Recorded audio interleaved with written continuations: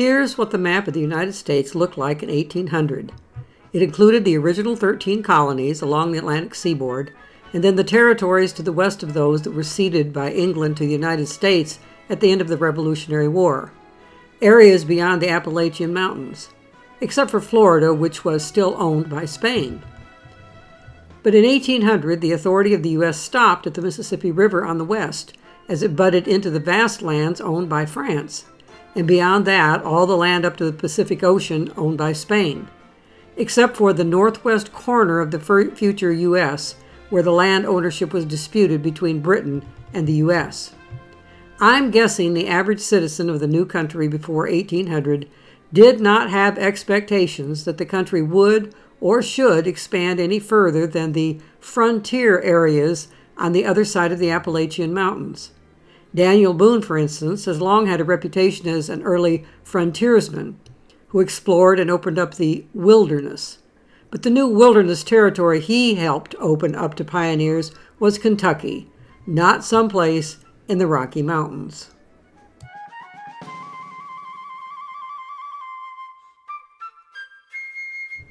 In the earliest years after the Revolution, travel between cities and villages in the new United States was mostly done by horseback, wagon, or carriage.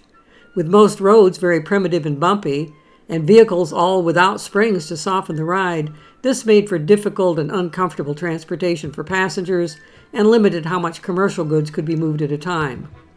Very early on, politicians and businesses began pressing for the building of canals between bodies of water to provide convenient and swift and more comfortable transportation for people and goods between many towns and cities, such as the Erie Canal, built in 1825. New York Governor DeWitt Clinton had been committed to building a canal across his state to connect the Hudson River to the Great Lakes. The result was the Erie Canal, which proved so successful at getting goods from the Midwest areas on the Great Lakes to the port of New York and over to Europe, that New York City became the undisputed major port of the country. Before boats became steam-powered, barges for people and goods on the canal were pulled along the canal by rope, powered by teams of mules or horses that plodded along a path next to the canal. The success of the Erie Canal spurred a canal building boom. By 1840, engineers and workers had built more than 3,000 miles of canals. Goods could be shipped from New York City to New Orleans without ever having to go overland. The result was a business boom for Great Lakes port cities like Cleveland and Cincinnati, and of course, New Orleans.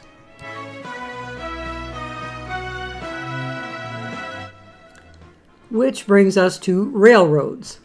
The earliest railroads in the U.S. and elsewhere around the world had standard old-fashioned coaches pulled on tracks by horses or mules, rather than specially built railroad cars, such as this restored first railroad in Europe you can experience at a park in Austria. By 1830, steam engines were beginning to replace horsepower, such as the DeWitt Clinton steam engine shown here. It was the first steam engine built in New York and named after the governor who promoted the Erie Canal. As you see, the earliest of these steam engines also pulled old-fashioned coaches. But as soon as the commercial world realized how efficient, speedier, and less expensive rail travel would be for passengers and goods, there were constant improvements in the construction of passenger and freight railroad cars. I say all that to say this. Getting support for the building of railroads in early America, in the eastern part of the continent, was based on the fact that railroad lines were being built to improve getting from one already established community to another. They went where people already had reason to go. For instance, the DeWitt Clinton's first run was from the city of Albany, New York, to the city of Schenectady, New York, a run of 16 or 17 miles. People in Albany who had business or family in Schenectady could then more conveniently and quickly get there than they could by other means. Trains were scheduled to go on their runs multiple times a day or week.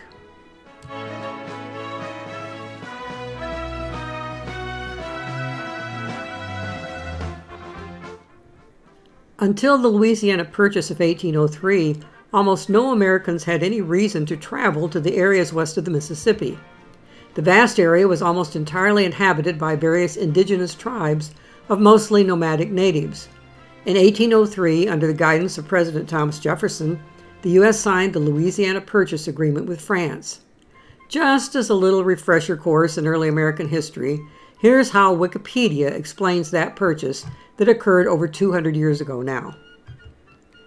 In return for $15 million, or approximately $18 per square mile, the United States nominally acquired a total of 530 million acres in Middle America. However, France only controlled a small fraction of this area, most of which was inhabited by Native Americans.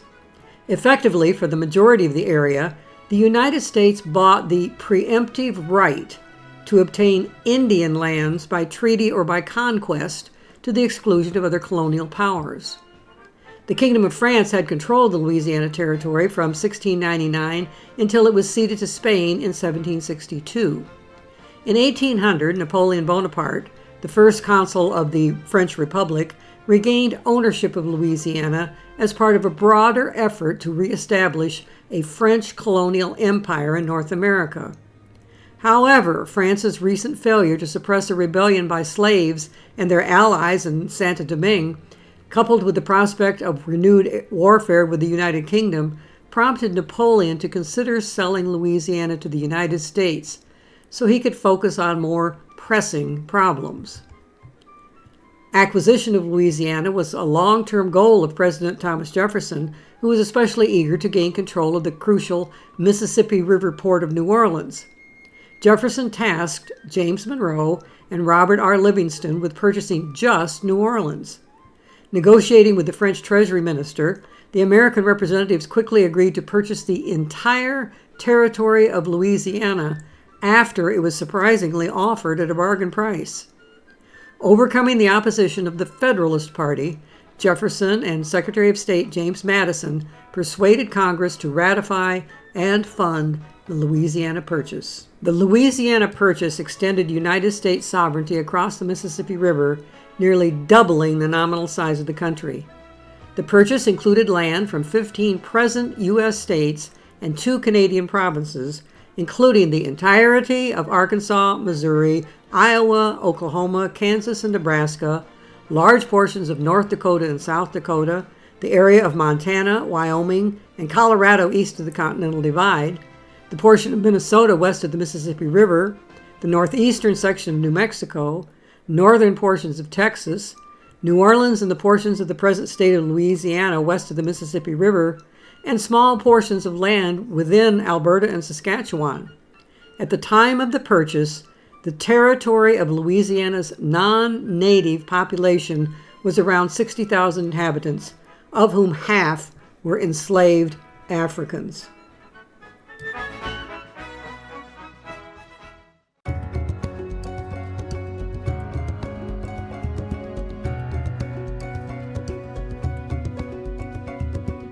Here is an intriguing history tidbit I never realized before, and I'll bet many watching this didn't either. At the time, the U.S. Treasury didn't have the funds to pay the price for the purchase of the Louisiana Territory. It was about twice the annual federal budget at the time. So guess from whom it arranged long-term financing? The Barings Bank, one of the most successful and largest banks in the world of that period, which happened to be in England, a country with whom we had just recently had a nasty war, and with whom we'd start a new war with again in 1812. A website on the history of finance gives an overview of how it all went down, including the bank selling bonds to the man on the street in London as part of the effort to accumulate the necessary cash for the deal between America and France. International politics and financing will always be a mystery to me. As a footnote, the Barings Bank was the oldest merchant bank in England, had been around since 1762, and continued as a major player in world markets until 1992. That year, one of its head traders, named Nick Leeson, began a secret plan to enrich himself with reckless and fraudulent use of bank funds to bet on the future of certain international funds. The fraud was revealed in 1995 by a massive trading loss that equaled twice the amount of the bank's trading capital. The bank collapsed overnight and was bought up by the Dutch bank ING. Leeson ended up spending 4.5 years in prison in Singapore, where he spent his time writing his memoirs he titled Rogue Trader, detailing his acts. A review in the financial columns of the New York Times stated, "This is a dreary book written by a young man very taken with himself, but it ought to be read by banking managers and auditors everywhere." In 1999, the book was made into a film of the same name starring Ewan McGregor as Leeson. The events also formed the subject matter of a 1996 BBC television documentary made by Adam Curtis, titled Nick Leeson and the Fall of the House of Barings. In 2003, Leeson went back to college and got a degree in psychology, which he used in 2010 to write another book titled Back from the Brink, Coping with Stress. In it, he explained how his remarkable story continued after his imprisonment for losing $187 million, which led to the collapse of Barings Bank, including his 4.5 years in a gang-ridden Singapore jail, the breakup of his marriage, dealing with cancer and recovering to begin a new life, and gives advice how to deal with stress in your own life. These days, he is active on the well-paid keynote and after-dinner speaking circuit, where he advises companies about risk and corporate responsibility, stating in 2019 that 2 events a month is enough to keep me in the manner to which I'm accustomed. And in a great irony, in 2013, he appeared in Celebrity Apprentice Ireland on TV3. Yes, the world and culture of international financing puzzled me no end.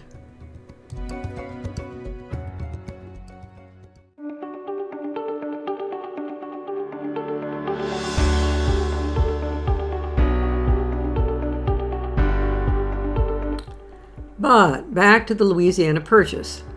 At that point in time, steam railroads had still not been invented, so there was no speculation that the U.S. ought to build railroads across this newly acquired territory. Even if trains were already up and running, the whole territory was just a vast, confusing, and mostly uncharted wilderness at the time. First, Americans had to figure out what it might be used for. President Jefferson had his own ideas for the new territory.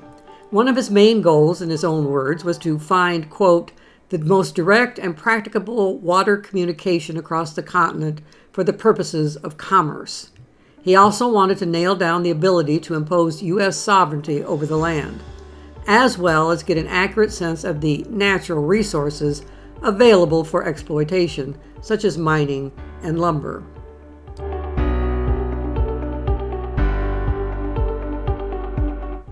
At the point when the U.S. acquired the Louisiana Territory, Jefferson and many other American leaders, as well as the man on the street, began solidifying in their mind a notion that was only a seed at the time of the Declaration of Independence.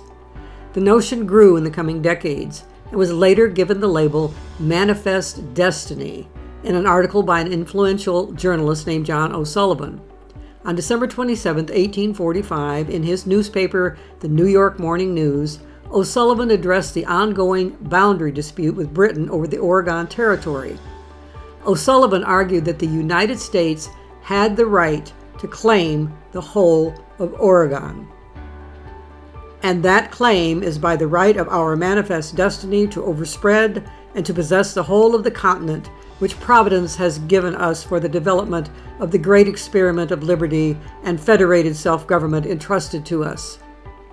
There's not one specific historical document that can provide a clear definition of exactly what was meant by the term manifest destiny, but it was commonly conceived as having 3 general main points.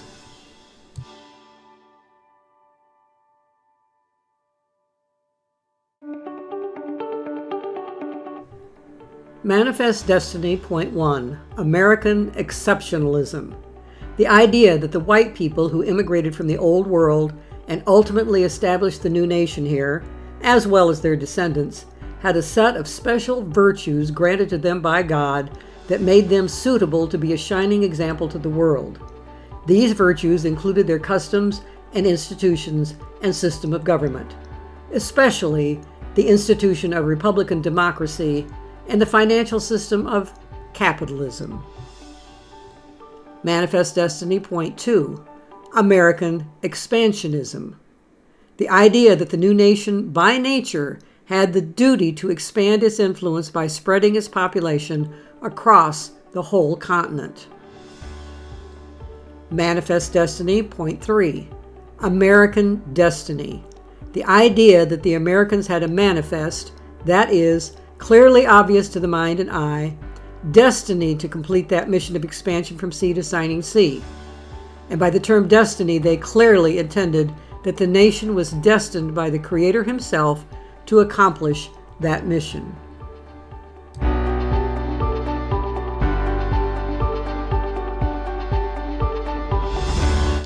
As early as 1811, John Quincy Adams was expressing a very similar sentiment in a letter to his father. The whole continent of North America appears to be destined by divine providence to be peopled by one nation, speaking one language, professing one general system of religious and political principles, and accustomed to one general tenor of social usages and customs. For the common happiness of them all, for their peace and prosperity, I believe it is indispensable that they should be associated in one federal union. But in such discussions, the notion that the indigenous peoples already inhabiting the land had any say-so in this matter was almost totally ignored, except when it wasn't. To end the War of 1812, John Quincy Adams, Henry Clay, and Albert Gallatin, former Treasury Secretary and a leading expert on Indians, and the other American diplomats, negotiated the Treaty of Ghent in 1814 with Britain. They rejected the British plan to set up an Indian state in U.S. territory south of the Great Lakes. They explained the American policy toward acquisition of Indian lands. The United States, while intending never to acquire lands from the Indians otherwise than peaceably and with their free consent, are fully determined in that manner, progressively and in proportion as their growing population may require, to reclaim from the state of nature and to bring into cultivation every portion of the territory contained within their acknowledged boundaries. In thus providing for the support of millions of civilized beings, they will not violate any dictate of justice or of humanity, for they will not only give to the few thousand savages scattered over that territory an ample equivalent for any right they may surrender, but will always leave them the possession of lands more than they can cultivate, and more than adequate to their subsistence, comfort, and enjoyment by cultivation. If this be a spirit of aggrandizement, the undersigned are prepared to admit, in that sense, its existence. But they must deny that it affords the slightest proof of an intention not to respect the boundaries between them and European nations, or of a desire to encroach upon the territories of Great Britain. They will not suppose that that government will avow, as the basis of their policy towards the United States, a system of arresting their natural growth within their own territories for the sake of preserving a perpetual desert for savages.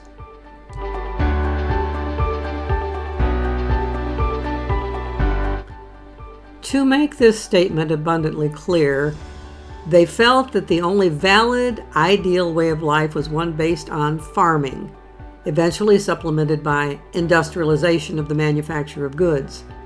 Many, if not most of the natives of North America had a way of life that was based primarily on hunting and gathering, and on individually making whatever goods, such as clothing and pottery and such, that they needed. Allowing them to continue that way of life was considered preserving a perpetual desert.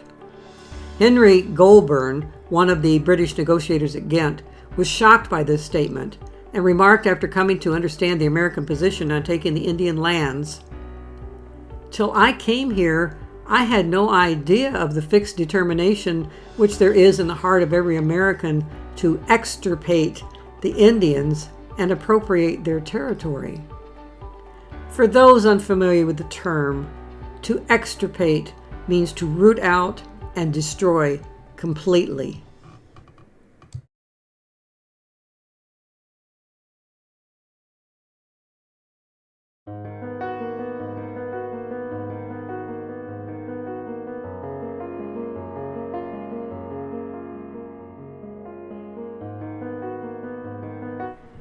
You may have seen this famous statue entitled End of the Trail before, first sculpted in 1894.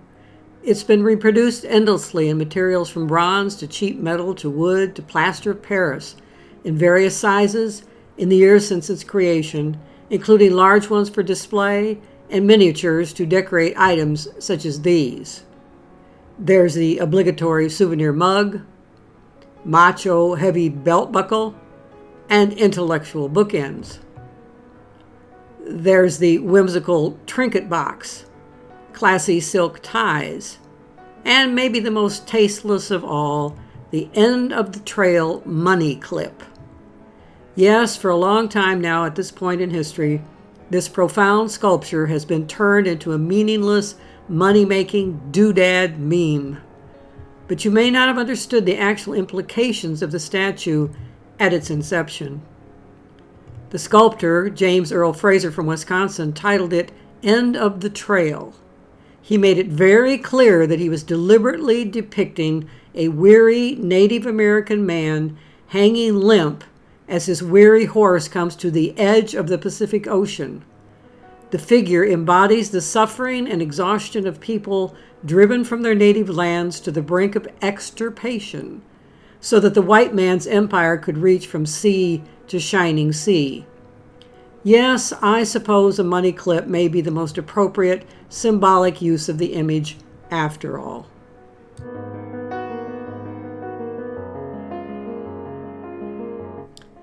A gigantic 25-foot version made of plaster was on display at the 1915 Panama Pacific Exposition in San Francisco. It gathered such publicity that it soon became part of the popular culture of the time, showing up on postcards, paintings, and every kind of souvenir imaginable. It would be nice to imagine that the average person looking at or buying a copy of the statue viewed it as an image of something to be pitied, that they might have empathy for the exhausted brave and the people he represented. Unfortunately, given the culture of the time, it's more likely that most looked at it as a symbol of the victory of the white man. Note what a website about pioneer monuments had to say about the statue at the exposition. Most of the art at the Panama Pacific Exposition celebrated the progress of Euro-American civilization. Several pieces compared supposedly civilized whites to savage peoples of color. And the End of the Trail statue was paired with Solon Borglum's heroic statue of a white pioneer in a way that invited similar comparisons. So it is hardly surprising that fairgoers read the statue as declaring or even celebrating the disappearance of American Indians. Indeed, a published guide to the sculpture at the fair depicted the piece as a conception of the end of the Indian race. Having traveled a long overland trail, he discovers that the trail is gone and only despair is his. So has it been with the Indian. His trail is now lost, and on the edge of the continent he finds himself almost annihilated. Yes, the defeated brave is deliberately posed in the same courtyard at the exposition as the triumphant pioneer, sitting tall and proud in the saddle, grasping his axe and rifle, obviously headed to win the West and extirpate the natives.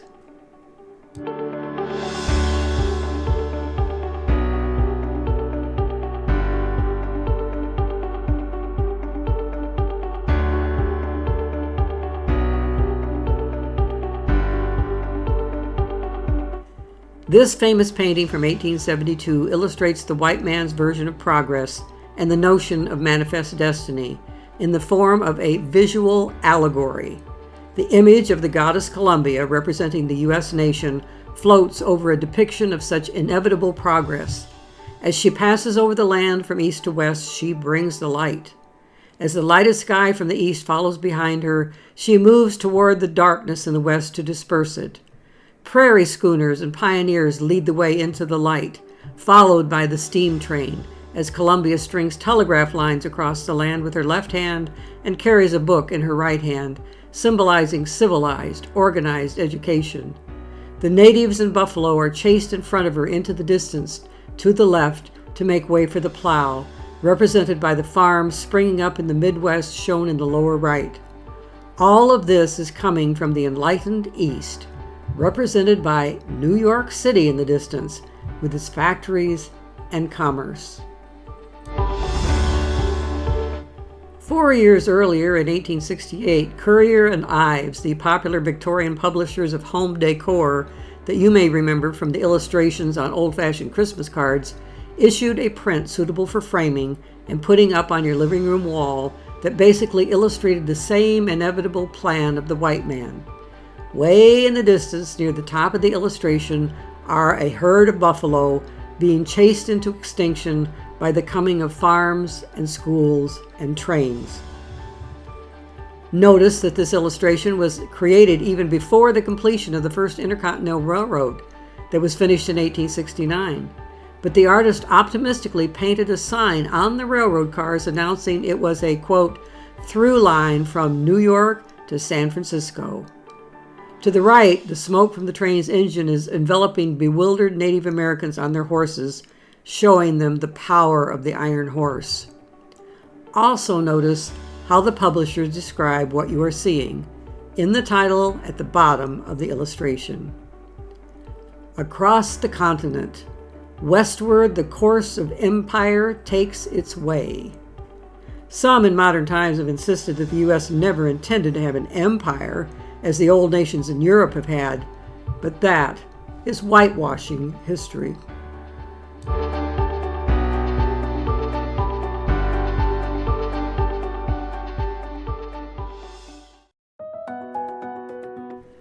But again, none of this forward progress from sea to shining sea had begun yet when the U.S. fortuitously stumbled into owning Louisiana Purchase territory.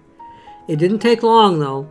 Very shortly after the purchase was completed, Jefferson commissioned his personal secretary, Captain Meriwether Lewis, to head an expedition to explore and map the newly acquired territory, initiate diplomatic relations with the natives, expand the fur trade, find water routes that would facilitate commerce from the Missouri all the way to the Pacific, and solidify America's claim to the area against encroachment by other nations as much as possible. Jefferson sent Lewis to Philadelphia for some crash courses in botany, celestial navigation, medicine, and zoology with experts in those fields.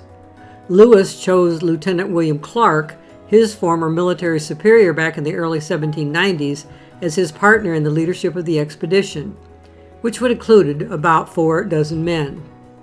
While in Philadelphia, Lewis also purchased supplies and spent $20 on a 150-pound Newfoundland dog named Seaman, who joined the expedition. Seaman turned out to be a valuable asset to the team.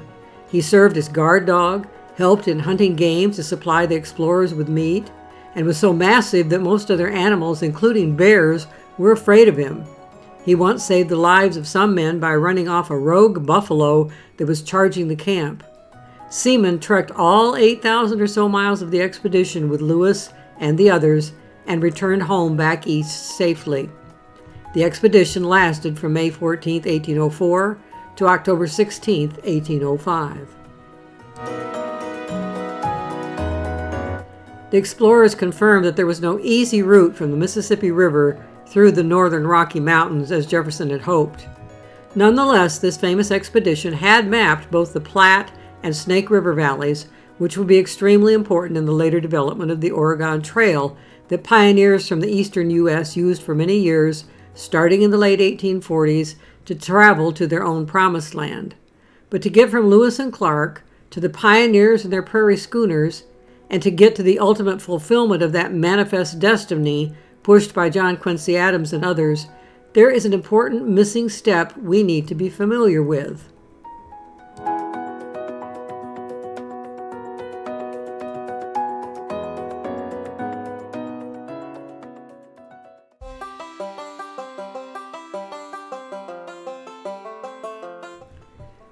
The missing step is the era of the mountain men. Here's how Wikipedia describes a mountain man. A mountain man is an explorer who lives in the wilderness. Mountain men were most common in the North American Rocky Mountains from about 1810 through the 1880s, with the peak population in the early 1840s. They were instrumental in opening up the various emigrant trails, widened into wagon roads, allowing Americans in the East to settle the new territories of the far West by organized wagon trains traveling over roads explored and, in many cases, physically improved by the mountain men and the big fur companies originally to serve the mule train-based inland fur trade. Mountain men arose in a geographic and economic expansion that was driven by the lucrative earnings available in the North American fur trade, in the wake of the various 1806-07 published accounts of the Lewis and Clark expedition findings about the Rockies and the Oregon country, where they flourished economically for over 3 decades. I'd heard the term mountain men used throughout my life, but until doing some reading up on them for this video, I had not realized that I had a totally erroneous view of what they were like. The term brought up in my mind a guy like the old hermits in Europe, like the fellow in this photo, who just didn't want to be around people. So he'd go into the woods or up in the mountains to escape having to deal with people, perhaps live in a cabin he would build for himself, and live off the land there year-round through hunting and fishing and foraging for berries and such to round out his diet. But notice the key point made in the Wikipedia article. Mountain men weren't hermits. They were commercial trappers and hunters. They just needed to live part of the year right in the areas where they knew there were plenty of furry animals to hunt and trap. The best fur pelts came from animals killed in the fall and winter when their coats were thickest. So the mountain men were usually away from civilization during those seasons, keeping busy. Although some mountain men worked freelance, quite frequently they were hired as employees, organized into teams by the big fur companies, as you see in this illustration. Then at some point in the early spring or summer, the trappers would pack up their supply of pelts and trek down the mountains to sell or trade their furs. Trappers from all over the world would gather at central spots for what were referred to as rendezvous. Native Americans with pelts to trade or sell would attend also. Here's how Wikipedia describes these events.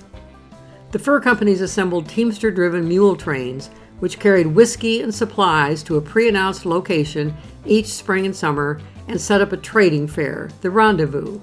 At the end of the rendezvous, the teamsters packed the furs out, either to Fort Vancouver in the Pacific Northwest for the British companies, or to one of the northern Missouri river ports such as St. Joseph, Missouri, for American companies. Rendezvous were known to be lively, joyous places where all were allowed: fur trappers, Indians, native trapper wives and children, harlots, travelers, and later tourists, who would venture from as far as Europe to observe the festivities. One writer described their party time: mirth, song, dancing, shouting, trading, running, jumping, singing, racing, target shooting, yarns, frolic with all sorts of extravagances that white men or Indians could invent. You might say it was their version of an extended Mardi Gras.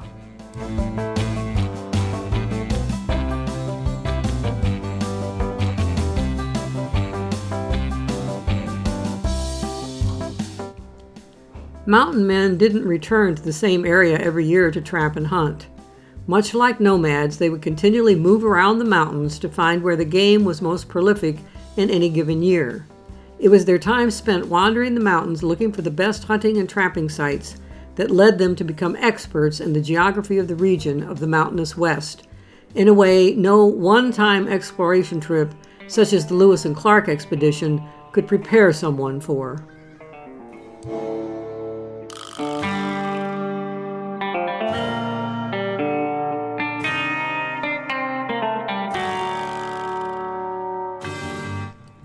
The most famous mountain man of them all was arguably a man named Jim Bridger. Jim Bridger was born in Richmond, Virginia in 1804, the same year that the Lewis and Clark expedition headed out.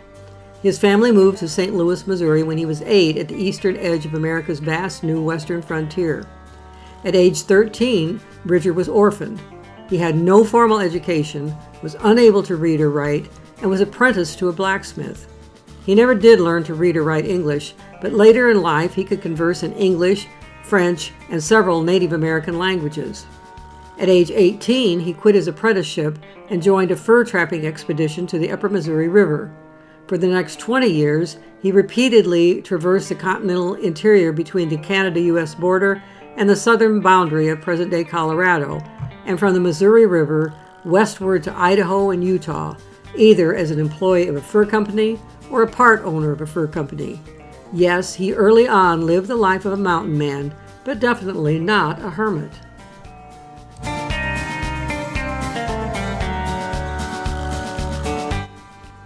Here is how Wikipedia describes Bridger. He explored, trapped, hunted, and blazed new trails, and later worked as a wilderness guide in these areas. He could reportedly assess any wagon train or group, their interest in travel, and give them expert advice on any and all aspects of heading west over any and all trails, and to any destination the party had in mind, if the leader sought his advice. In 1850, Bridger discovered what would eventually become known as Bridger Pass, an alternate overland route which shortened the Oregon Trail by 61 miles. Bridger Pass, in what is now south-central Wyoming, would later become the chosen route across the Continental Divide for the Overland Stage, Pony Express, the Union Pacific Railroad Overland Route, and Interstate 80.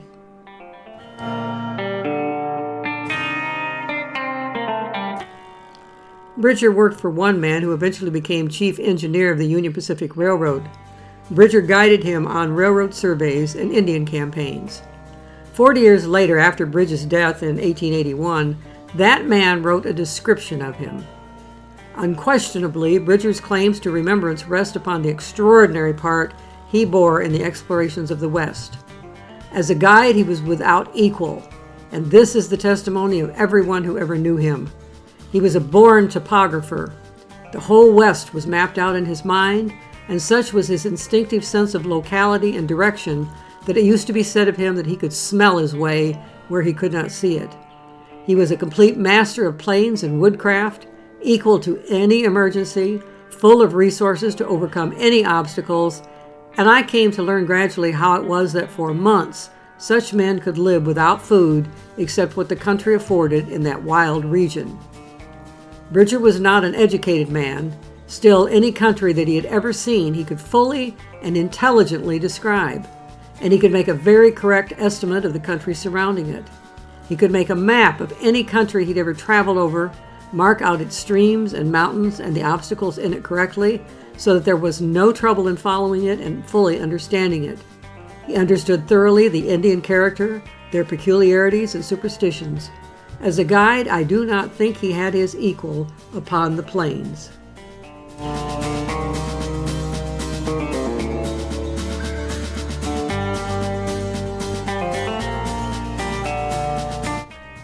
Back then, and clear up to now, there have been numerous towns, mountains, forests, and much more all over the West named after him, including this Bridger mountain range.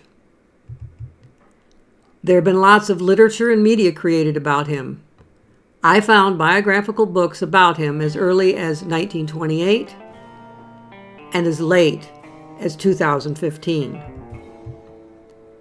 There have been books and comic books about him, obviously aimed at a young reading audience. I found movies about him as early as 1931 and as recently as 2015, where an actor named Will Poulter portrayed a fairly young Bridger in the movie The Revenant, opposite Leonardo DiCaprio playing another famous mountain man, Hugh Glass. And Bridger has shown up in TV movies and episodes of TV series, including on Wagon Train in 1961 and Walt Disney's Wonderful World of Color in 1977. He even rated his own official U.S. postage stamp.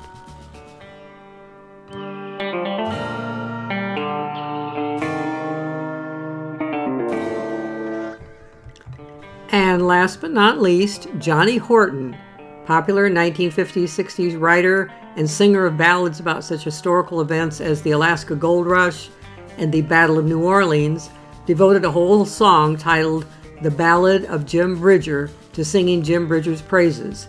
Here's the first verse and the chorus. Once there was a mountain man who couldn't write his name, yet he deserves the front row seat in history's Hall of Fame. He forgot more about the Indians than we will ever know. He spoke the language of the Sioux, the Blackfoot, and the Crow. Let's drink to old Jim Bridger. Yes, lift your glasses high.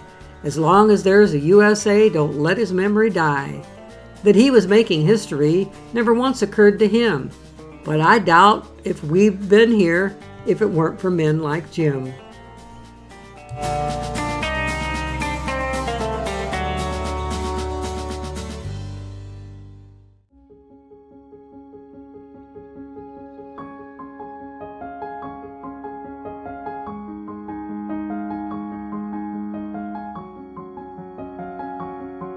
But what does all this about mountain men have to do with manifest destiny, and beavers, and Beau Brummell?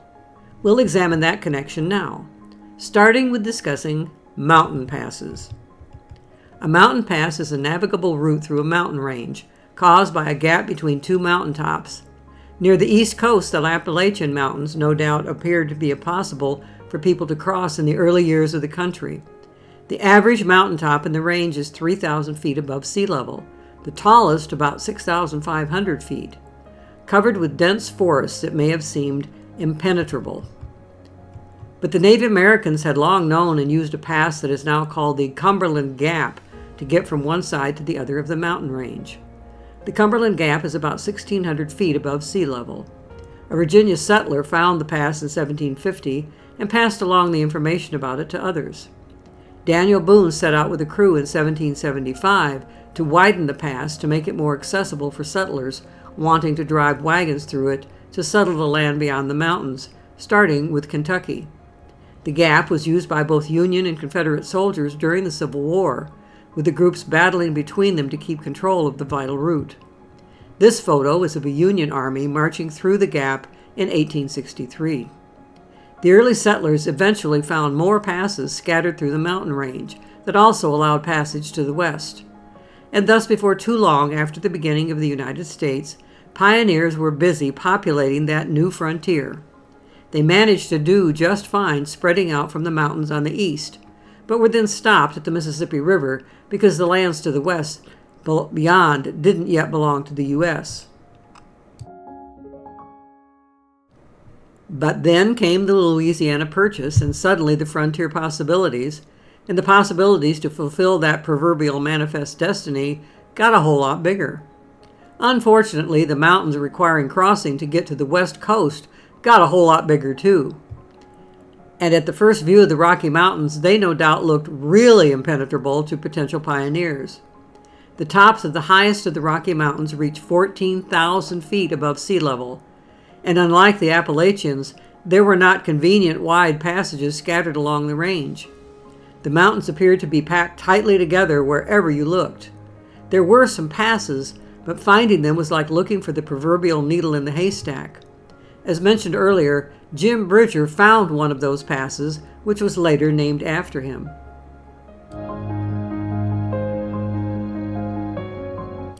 If the government wanted to send out exploratory groups in the early 1800s, like the Lewis and Clark expedition, there was a lot more for those involved to contend with, along with the much higher climbing and the more difficult breathing in the Rockies than what faced the early explorers of the Appalachians.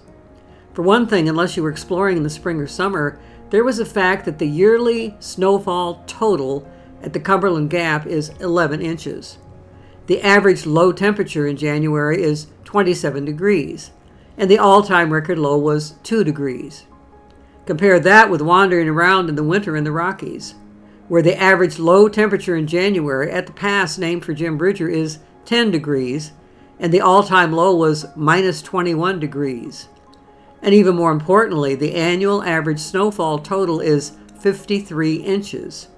Add wind to that snow and you can get monster drifts, as you see in this photo.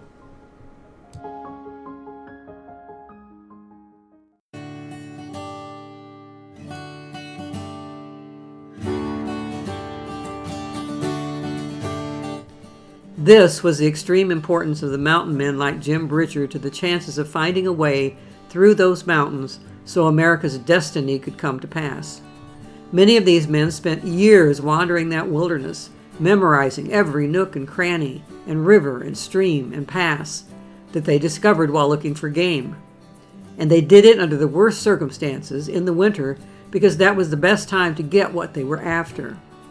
Which brings us to the next point about the connection between these mountain men and manifest destiny. Many articles about the mountain men, and even stories in your grade school American history books discussing the fur trade, have often left out a key reality. I didn't know about it until researching for this video. The two most famous fur trading companies in that era were the Hudson's Bay Fur Company of Canada and the American Fur Company owned by John Jacob Astor. Here is how Wikipedia describes these two companies. The Hudson's Bay Company is a Canadian retail business group. A fur trading business for much of its existence, it became the oldest corporation in Canada and now owns and operates retail stores across the country. After incorporation by English Royal Charter in 1677, the company functioned as the de facto government in parts of North America for nearly 200 years. At its peak, the company controlled the fur trade throughout much of the English and later British-controlled North America. By the mid-19th century, the company evolved into a mercantile business selling a wide variety of products, from furs to fine homeware, in a small number of sales shops, as opposed to trading posts across Canada. These shops were the first step towards the department stores the company owns today.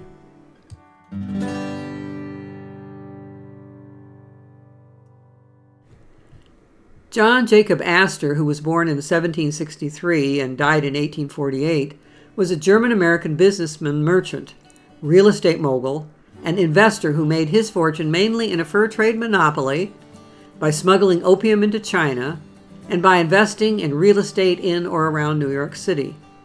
He was the first prominent member of the Astor family and the first multimillionaire in the United States.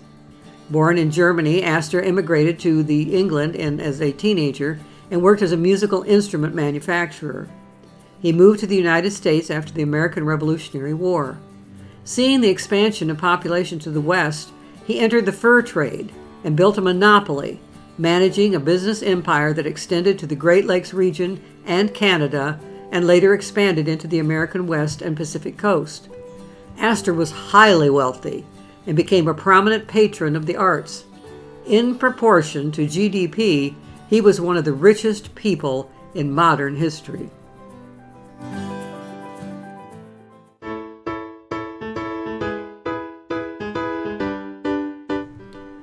What is often missed in all the brief descriptions of these two companies and others of the early 1800s is just what kind of fur pelts they were buying or trading to acquire from trappers and natives. Nope, hardly any of it was grizzly bear pelts, fox pelts, or any other exotic, glamorous fur you might expect. The vast majority of all the fur business being done in that era involved beaver pelts. John Jacob Astor became a millionaire by selling beaver pelts. The Hudson's Bay Company became a mercantile powerhouse on the backs of the little beaver. As one Oregon Trail history website put it, up to 3,000 mountain men were trappers and explorers employed by various British and United States fur companies or working as free trappers who roamed the North American Rocky Mountains from about 1810 to the early 1840s. They usually traveled in small groups for mutual support and protection. Trapping took place in the fall when the fur became prime. Mountain men primarily trapped beaver and sold the skins.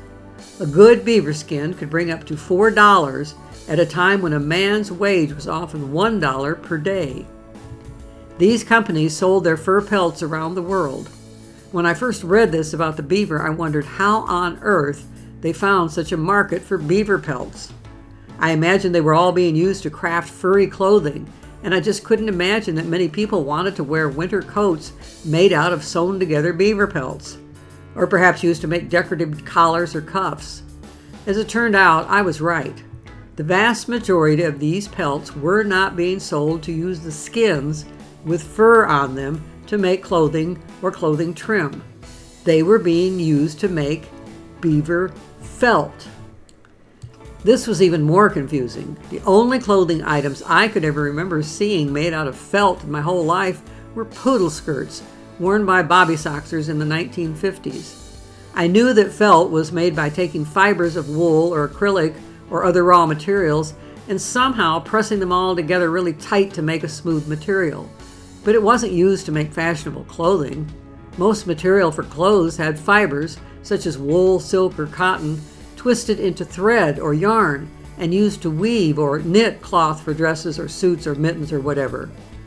If animals were involved, the material chosen to make a coat, gloves, or whatever was the tanned hide of a cow or deer or other animal with the hairs scraped off from it. Or you could also take expensive small pelts like chinchilla, with the hair still on, to sew together to make perhaps a glamorous chinchilla jacket or shawl or coat.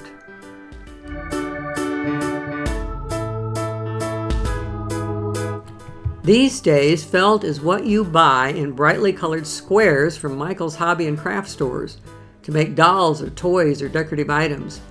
So how on earth did John Jacob Astor make his millions off a hobby craft material? Or Hudson's Bay Company become a mercantile empire based on people making holiday decorations out of felt? Digging more deeply, I discovered that felt back in the olden days wasn't a wimpy craft material.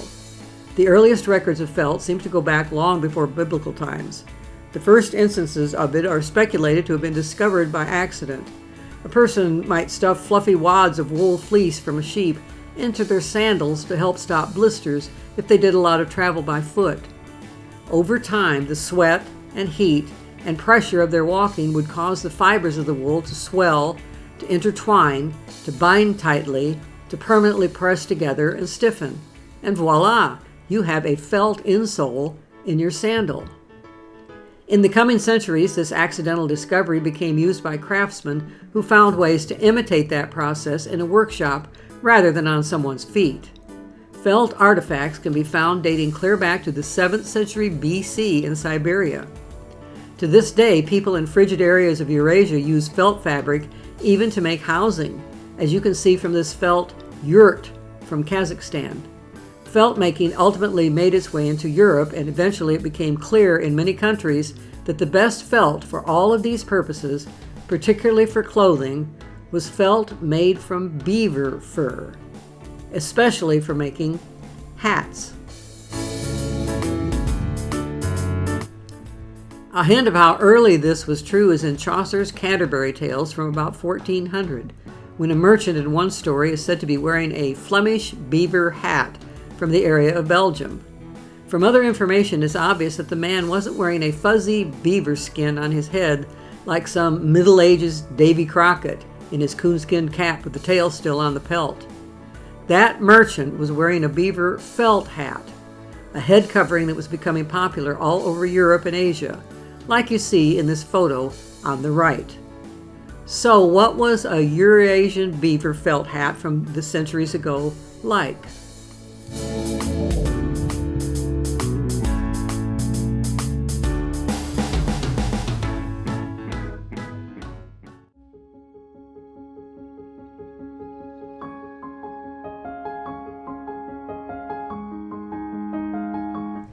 This is a Eurasian beaver. It has quite a lot of similarities to North American beavers, but a slightly different head shape, and they can't crossbreed with North American beavers because the Asian beaver has 2 more chromosomes on its DNA. Somehow, back all those centuries ago, some person or group of people discovered that the fur of the beaver made a greatly superior felt than wool from such animals as sheep, and particularly to make headwear. Since it was a water animal, the fur fibers were water resistant and had a special quality that made them bind together tightly in felt. You didn't use the rough outer hairs of the beaver. When you trapped and killed a beaver, you pulled out all those hairs to get at the golden prize, an amazingly soft layer of underfur that was to be used in making your felt. You then shaved this soft fur off to use for making the felt for your hat. From that point, making a beaver felt hat was quite a complex process. If you ever want to try it, there are how-to videos on YouTube to guide you, as well as summary diagrams like those shown here.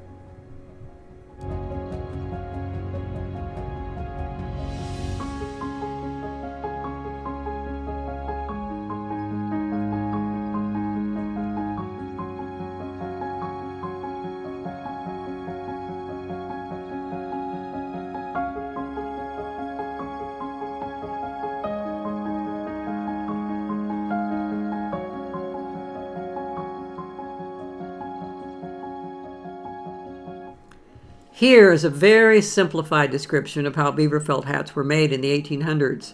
There were many more steps, but these are the main ones. At the hat workshops, after the coarse outer fur was removed and the soft inner fur shaved off the skin, the prime fur was wetted and heated. Beaver fur is coated in scales like you see in this microscopic photo of a single beaver hair fiber. And when heat and moisture are added, these scales swell up and stand out to make little hook-like projections, ready to hook with other fibers' hooks, much like how Velcro works. Then the fibers were mixed together until they became totally enmeshed, followed by compressing them into flat pieces of fabric. Heated more and pressed over wooden forms, the fabric began taking whatever shape the hatter wanted as the base for the final product. Skilled hatters would then form it into exactly the shaped and trimmed hat. High-quality beaver fur and skilled master hat makers produced a product that was unsurpassed for quality and long life. Early on, the Russians discovered a closely guarded secret method of efficiently and quickly mechanically removing the outer hairs to get to the soft underfur. This gave them an advantage over felt makers from other countries for centuries, although the other countries finally figured it out and caught up.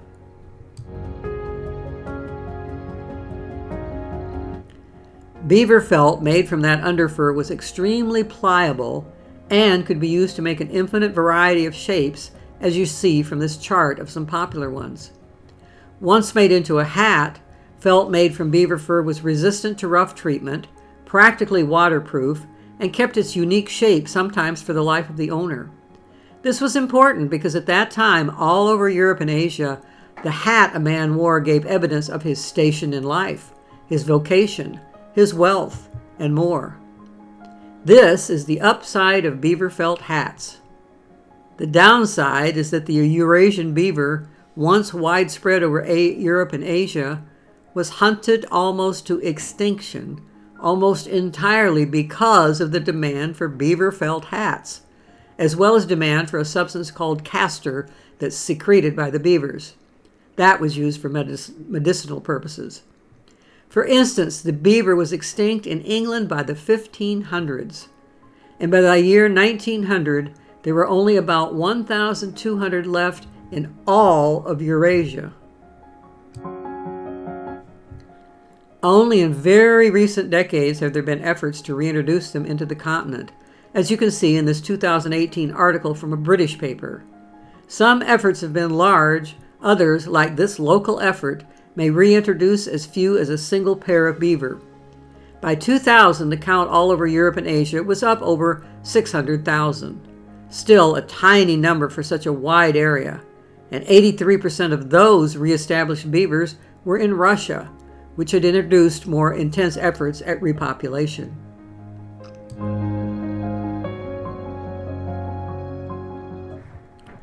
The problem was, although the beaver population was decimated, the demand for beaver felt hats from the 1600s to the early 1800s never let up. Conveniently for the hat trade, European nations started exploring and claiming lands in North America, lands that teemed with the North American breed of beaver, just as the Eurasian ones were disappearing from Europe and Asia.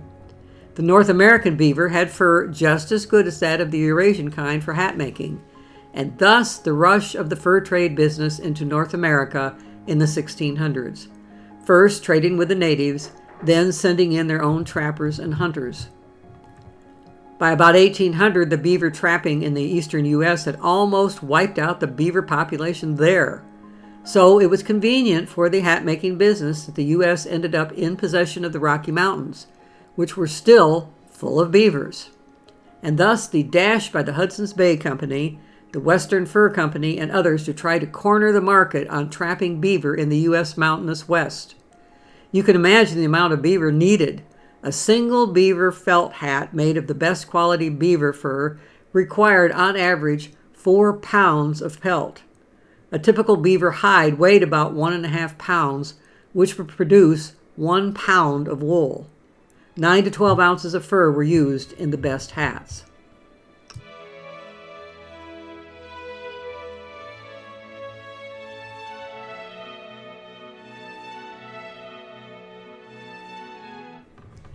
Which brings us to the role of Beau Brummell in the fulfillment of Manifest Destiny.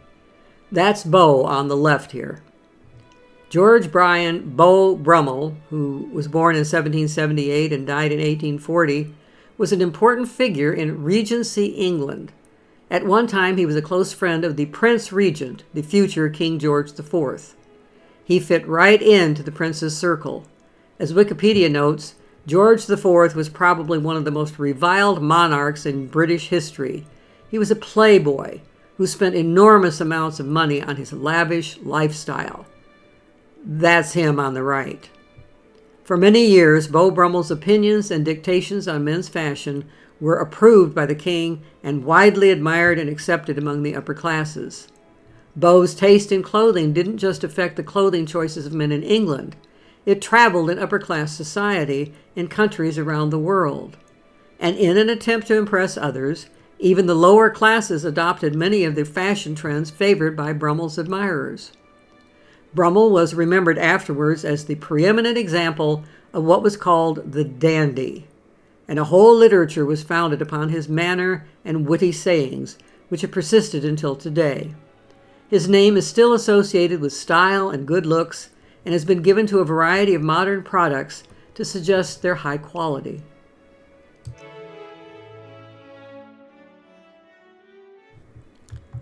Sadly, after the prince and Brummell quarreled, and Brummell got into debt, he had to take refuge in France.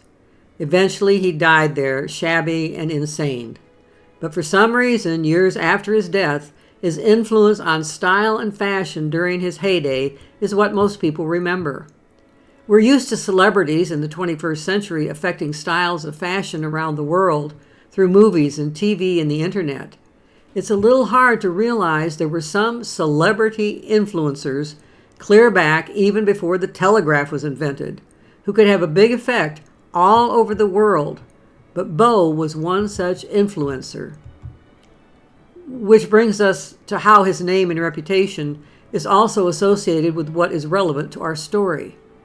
Because Beau favored wearing beaver felt top hats in the early 1800s, they became the absolutely necessary accessory to the wardrobe of any fine gentleman, both in England and in other metropolitan areas of Europe where fashion was important, as well as in the United States, worn by men in every level of society from about 1810 to 1840.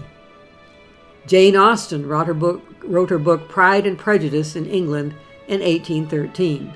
Although the original was not illustrated, so we can't tell exactly how the book's wealthy Mr. Darcy was attired, I'm quite sure Jane would have approved of the wardrobe choices in the wildly popular TV series adaptation of her book by the BBC in 1995.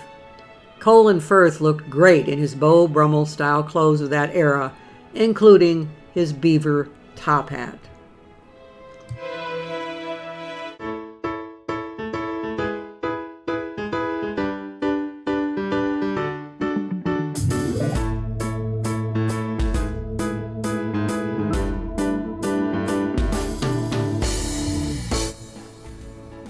This multinational obsession with beaver felt top hats put an extreme pressure on that hat industry in Europe. Just about everybody of all ages wanted to wear one. Yes, practically everybody. This required the fur companies of North America to double down on expanding their supply of beaver pelts, at exactly the same time that the U.S. needed desperately to find a route through the Rocky Mountains to get to the western shining sea. The hat makers needed the fur trading companies to supply them with beaver pelts. The fur companies needed the mountain men to find the beaver.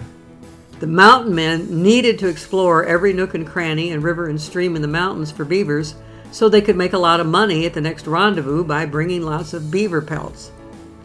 If there had been no demand for large numbers of beaver pelts, it would have not been worthwhile for the mountain men to go tolerate such a harsh lifestyle and go through all that dangerous exploring, and they would have found a different source of income, such as perhaps becoming cowboys on cattle drives. But because of the beavers, they were at the right place at the right time to find the necessary routes through the Rockies to open up the way for manifest destiny to be fulfilled. And it was a very narrow window of time. By the time Beau died in 1840, the craze for beaver top hats had almost died out. Silk trade was increasing greatly, and hatters discovered that silk would also make great-looking top hats. They weren't as sturdy, but since more people were living in metropolitan areas and traveling in closed coaches and much later automobiles, waterproofing and sturdiness were not as important anymore, and they cost barely half the price of a beaver top hat. The silk top hat craze lasted for many decades, clear up to 1935 when Fred Astaire wore one in the movie Top Hat.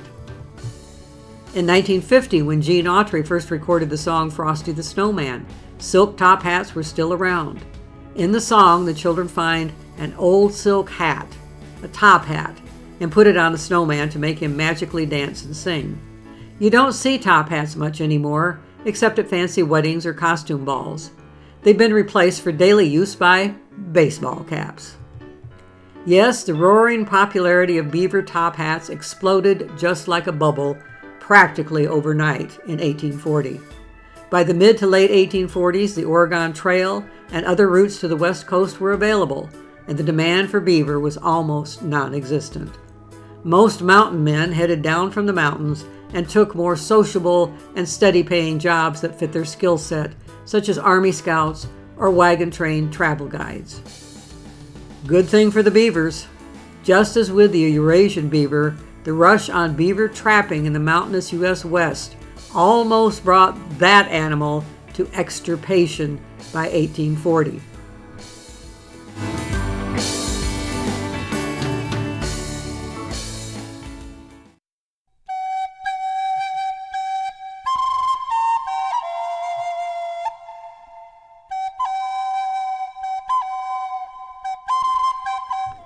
The beaver almost went the way of the North American passenger pigeon, whose pre-colonial hundreds of millions were killed off by hunters down to one single pigeon named Martha, who died in captivity in 1914. This is Martha, whose taxidermied body is still displayed at the Cincinnati Museum. Beavers also almost went the way of the North American bison. With a population in excess of 60 million in the late 18th century, the species was culled down by hunters to just 541 animals by 1889. Even after a century of attempts at restoring the species, their numbers are still only down in the tens of thousands. It wasn't until the late 19th century and early 20th century when the advent of the idea of protecting U.S. wildlife began to take hold in some progressive circles that protecting the remaining beavers became a conservation goal. But progress has been slow. Before the days of the fur traders, it is estimated there were somewhere between 100 and 200 million beavers in North America. A century after conservation projects got started, the current beaver population has rebounded to an estimated 10 to 15 million and returned to some of their ancestral homes. Unfortunately, Manifest Destiny as a project succeeded beyond the early colonists' wildest dreams, and the indigenous peoples who were driven from their ancestral homes and brought close to the point of extirpation to make that manifest destiny possible have been unable to be resettled in their own territories. And you can thank the beaver fur industry and Beau Brummell in part for that.